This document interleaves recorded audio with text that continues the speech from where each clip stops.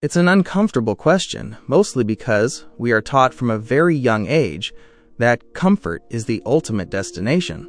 We study for the degree, we endure the entry-level grind, and we climb the corporate ladder specifically so we can reach a place where we no longer have to worry.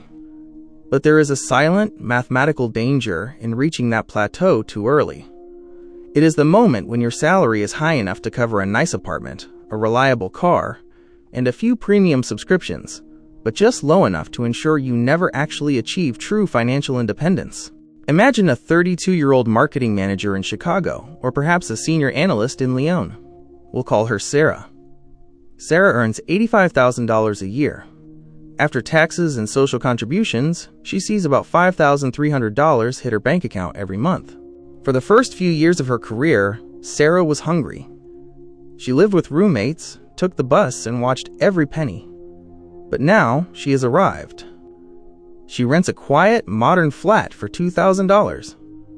She leased a new Volvo because she wanted safety and reliability. That's $600 a month. Between her student loans, a high-end gym membership, dining out with friends, and the occasional weekend trip to the coast, Sarah spends $4,800 a month. She has $500 left over. She feels successful. She feels comfortable.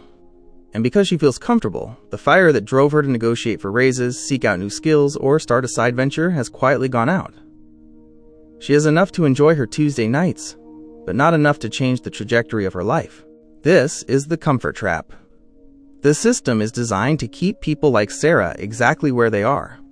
In the United States and Europe, the middle-class economy functions best when young professionals spend their incremental gains on lifestyle upgrades. Let's look at the math of Sarah's comfort. That $600 car lease and the $400 difference between her old modest apartment and her new professional one represent $1,000 a month.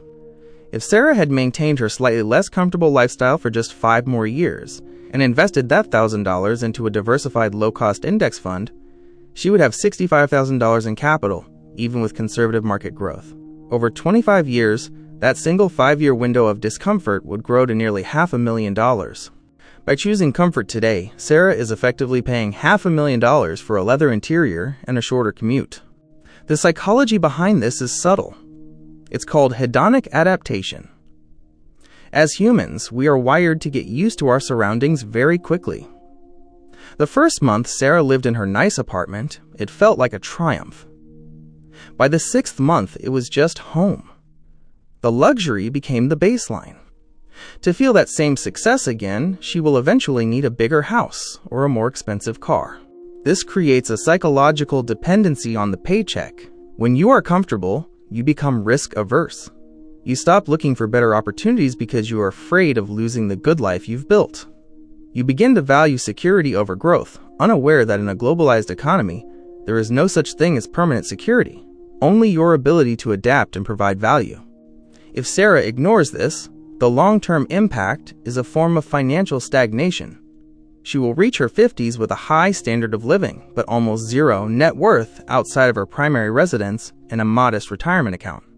She will be forced to work until she is 67, not because she loves her job, but because her comfort has become an expensive habit she can no longer afford to quit. Financially intelligent people view comfort as a liability until their assets can pay for it. They understand a fundamental truth. Your earning years are a finite window of opportunity to buy your future freedom. They don't look at a promotion as a reason to move to a nicer neighborhood.